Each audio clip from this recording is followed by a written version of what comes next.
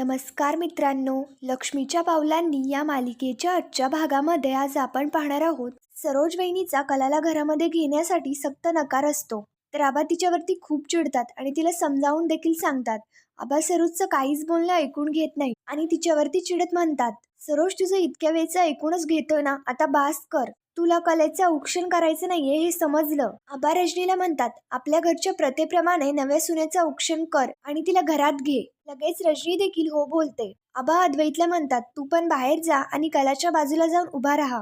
नव्या जोडप्यानं ओवाळून घेतल्याशिवाय घरात यायचं नसतं. अद्वैत अरे जा लवकर.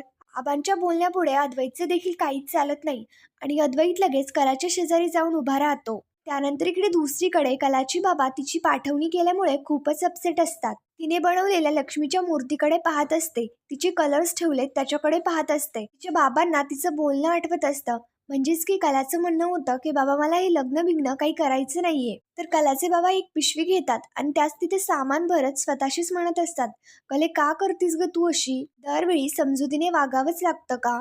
ही तुझी आई जिच्यासाठी तू आयुष्यात वाटेल ते करायची तयारी ठेवतेस आणि तुझी ती बहीण तिच्या नखऱ्यासाठी तू स्वतःचा स्वाभिमान देखील बाजूला ठेवतेस. दोघींनी तुझी समधी स्वप्न मोडून काढली. तुझ्या आयुष्याचं दोघींनी बी फार वाटोळं केलं. संगीता कलाच्या बाबांना समजवण्याचा प्रयत्न करत असते. तर दिनकर संगीतावरती ओढत म्हणतो, हात नको लावूस मला. स्वतःच्या स्वार्थापायी माझ्या कलेचा बळी दिलास तू. त्या तुझ्या पोरीची शिक्षा माझ्या कलेला भोगायला लावलीस. या सगळ्याला तू जबाबदार आहेस. वाटलं नव्हतं मला तू इतकी वाईट वागशील. मला असं वाटत होतं की तुझं प्रेम आहे आपल्या पोरींवरती म्हणून करतीये समद, पण नाही संगे, तू स्वतःच्या स्वार्थापायी आपल्या पोरीचा बळी दिलास. संगीता देखील खूप अपसेट होत रडत असते. दिनकरच्या या सगळ्या बोलण्यामुळे ती देखील अपसेट होत रडतच घरात टिकून जाते. या सगळ्या घटनेमुळे दिनकर देखील खूप कोसळलेला असतो आणि तो कलाने बनवलेल्या मातीच्या वस्तू हातात घेऊन तिच्या आठवणीत खूप रडत असतो. रजनी कला व अद्वैत यांच्या दोघांचंही औक्षण करते. कला समोर तांदळाचं माप ठेवते आणि कलाला म्हणते, आता तू उजव्या पायाच्या अंगठ्याने हे मापटं ओलांड आणि आतमध्ये ये. कला लगेच माप ओलांडते आणि आतमध्ये येते. सरोज वहिनी कुंकवाचं पाणी करतात आणि त्यात म्हणतात की याच्यावरनं आत ये. कला लगेच त्यावरती आपले पाय ठेवते आणि कुंकवाची पावलं उठत लक्ष्मीच्या पावलांनी आतमध्ये येते. तर कलाला लगेच त्या दिवशी घडलेला प्रकार आठवतो. म्हणजेच की जेव्हा कला मातीची पावलं घेऊन आतमध्ये आली होती तेव्हा देखील कलाची पावलं घरामध्ये अशीच उमटलेली होती. त्यानंतर इकडे दुसरीकडे नैना रूमवरती असताना ती तिचे केस पुसत असते. तर नैना स्वतःशीच म्हणते, नैना किती सुंदर दिसतेस ग तू. म्हणूनच राहुल सारखा सुंदर मुलगा तुझ्या प्रेमात पडला आणि माझंही त्याच्यावरती खूप खरंच प्रेम आहे आणि आमच्यात जे काही घडलं ते आम्हा दोघांनाही हवं होतं म्हणूनच घडलं. आता आम्ही कायमचं एकमेकांचे झालोत. आता आम्ही लवकरच लग्न करू तर आमचं हे नातं सगळ्यांसाठी ऑफिशियल होईल. खरं तर मी अशी मंडपातून पळून आली आहे म्हणल्यानंतर मम्मा आणि बाबा दोघेही खूप शॉक असतील. माझं लग्न चांदेकरांच्या घरामध्ये होता होता राहिलं म्हणून मम्मा प्रचंड डिस्टर्ब झालेली असेल. पण एनिवे तिला जेव्हा कळेल की माझं लग्न चांदेकरांच्या मोस्ट बॅचलरची होणार आहे तेव्हा तिला किती आनंद होईल. मला राहुल बरोबर बघून मम्माला इतका आनंद होईल हे मला इमॅजिन केल्यानंतर सुद्धा खरंच खूप छान वाटतंय. आणि मग बाबांना देखील तीच कन्व्हिन्स करेल. त्यानंतर तेवढ्यात राहुल येतो आणि तो मागणं नैनाला मिठी मारत म्हणतो, नैना तुला पाहिल्यानंतर मला एकच प्रश्न पडतो, म्हणजे तू इतकी सुंदर कशी दिसू शकतेस? तर नैना राहुलला विचारते, राहुल आता आपण काय करायचं? घरच्या सगळ्यांना खरं खरं कधी सांगायचं? त्यांना जर कळलं आपण लग्न करणार आहोत तर मे बी त्यांचा राग शांत देखील होईल. राहुल खूप वेगळा रिएक्ट होतो. तर नैना विचारते काय झालं? राहुल सांगतो, नैना किती वेळ आपण त्याच विषयावरती बोलणार आहे? मी सांगितलं ना तुला, आधी मला माझ्या घरी सांगू दे मग मी तुझ्या घरी सांगेल ना. नैना लगेच रडायला लागते. तर राहुल स्वतःशीच म्हणतो, आता हिचं परत नाटक सुरू झालं. नैना राहुलला विचारते की मला एक खरं सांग की आपण लग्न करणार आहोत ना? राहुल लगेच नैनाला जवळ घेत म्हणतो, करणार आहोत आपण लग्न, पण त्यासाठी आधी मला घरी तर जायला हवं. रोजची सिच्युएशन कशी आहे हे बघायला हवं. त्यानंतर तिथे जे काही झालंय त्यामुळे किती डिस्टर्ब आहे हे बघायला हवं. आत्ताच जर मी तिथे आपलं रिलेशन सांगितलं तर त्याचे परिणाम उलटे आपल्यावरतीच होतील. नैना म्हणते, पण मला खूप भीती वाटतेय. तर राहुल तिला सांगत असतो, तुझं लग्न अद्वैशी ठरलं होतं बरोबर. आता तू इथे पळून आली म्हणजे सगळा ब्लेम तुझ्यावरतीच येईल आणि माझे घरचे तुला काहीही बोलू शकतील. तुला घरातनं बाहेर जा म्हणून पण सांगतील. त्यामुळे थोडी सिच्युएशन कंट्रोलमध्ये येऊ दे आणि माझ्या डोक्यात प्लॅन सुरू आहे. वेळ आली की आपण सगळं घरी सांगू. इकडे आबा करायला सांगतात की देवघरामध्ये जा आणि तुझ्या हाताने दिवा लाव. आबा रजनीला म्हणतात की तिला आपलं देवघर दाखव. तेवढ्यात लगेच सरोज रजनीला थांबवत म्हणते, थांब रजनी. सरोज आबाला म्हणते, तुमच्या आग्रहाखातर मी या मुलीला घरामध्ये येऊ दिलंय. पण जर तुम्हाला असं वाटत असेल की माझ्या मुलावरती हक्क आहे, तर मला काहीतरी बोलायचंय. ही मुलगी इथे माझ्या घरात आली, पण माझी एक अट आहे. आबा विचारतात, कोणती अट?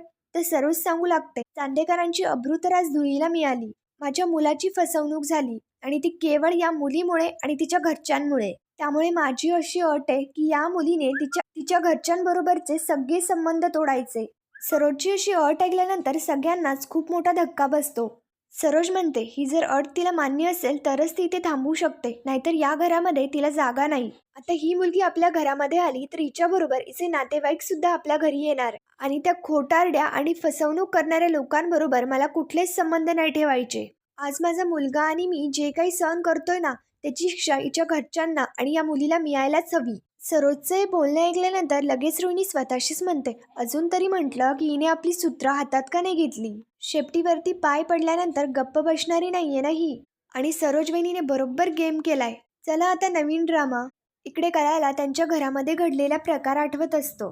त्यांच्या घरामध्ये त्यांनी सेलिब्रेट केलेला आनंद आठवत असतो. कला आबांना म्हणते, आजोबा आता मी जे काही बोलेल ते कदाचित तुम्हाला खूप अपमानास्पद वाटेल. तुम्ही मला एवढा मान दिला, या घरात आणलं, तरी मी जे काही बोलतेय ते उद्धटही वाटेल तुम्हाला, पण मला माफ करा.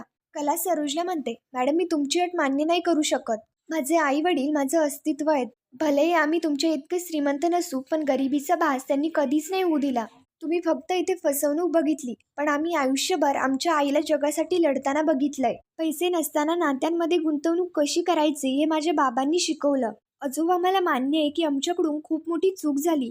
तर चुकणाऱ्याला त्याच्या चुकीची समज मिळायलाच हवी. पण प्रत्येक जण कधी ना कधीतरी चुकतोच ना. आणि त्यासाठी मी माझ्या आईवडिलांशी कायमचे संबंध तोडायचे, ते का आणि कसे? बाबांनी आम्हा तिन्ही मुलींसाठी खूप केलं. आता मला माझ्या आईवडिलांसाठी इथे उभं राहणं हे माझं कर्तव्य आहे. मुलगी म्हणजे परक्याचं धन. मुली लग्न करून सासरी गेल्या म्हणजे त्यांनी माहेर कायमचं विसरायचं, हा कुठला न्याय? ज्या घराणी तिथली नाती जप, तिथली माणसं जप असे संस्कार केले, ते घरच मी कायमचं तोडायचं? मला हे नाही पटत आहे. जशी त्याच्या मुलाची आई वडिलांसाठी काही कर्तव्य असतात, तशीच मुलीचीही असतात. मुलगा जर घराचा दिवा असेल तर मुलगी घराची पंती असते. तिच्या तेवत राहणारेच घराची आशा जिवंत राहते. आज जे काही घडलं त्याचं साठवण करण्यासाठी तुम्ही सगळे इथे आहात, पण तिथे माझ्या आई वडिलांपाशी कोण आहे? त्यांना काय वाटत असेल, त्यांचं काय सुरू असेल? ते जेवले असतील का? आणि जेवले नसतील तर त्यांना 2 घास भरवण्यासाठी तिथे कोणीच नाहीये. आणि अशातच त्यांना कळलं की त्यांच्या कलेचा आयुष्यभरासाठी संबंध संपला, तर काय होईल त्यांचं? कलाचं हे सगळं बोलणं सगळे शांतपणे ऐकून घेत असतात. कला सरोजवहिनीकडे येत तिला म्हणते, माफ करा मॅडम, पण या घरात राहण्यासाठी मी माझ्या जन्मदात्या आई वडिलांना कधीच वाऱ्यावर सोडू नाही शकत. सरोज कलाला म्हणते, तुला मान्य नसेल तर चालायला लागेल. लगेच कला काजलला तिच्याबरोबर घेते आणि तिकडनं चालायला लागते. कला दाराशी येते आणि मध्येच थबकते. पुढील भागामध्ये आपण पाहणार आहोत, अद्वैत नैनाचे सगळे कपडे, सगळ्या वस्तू पेटवून देतो. तर अद्वैत म्हणतो की आता जे काही घडलंय त्यामुळे अद्वैत चांदेकर कधीच कोणाच्या प्रेमात पडणार नाही आणि तो अपसेट होत तिकडनं निघून जातो. तर सरोजवहिनी कलाला म्हणते, झालं तुझं समाधान? आज माझ्या मुलाची जी अवस्था झाली ना, ती फक्त तुझ्यामुळे आणि तुझ्या घरच्यामुळे झाली आहे. नाही सोडणार तुला मी. पुढील भागांच्या डेली अपडेट्ससाठी मराठी रंग या चॅनलला लगेच सबस्क्राईब करा. धन्यवाद.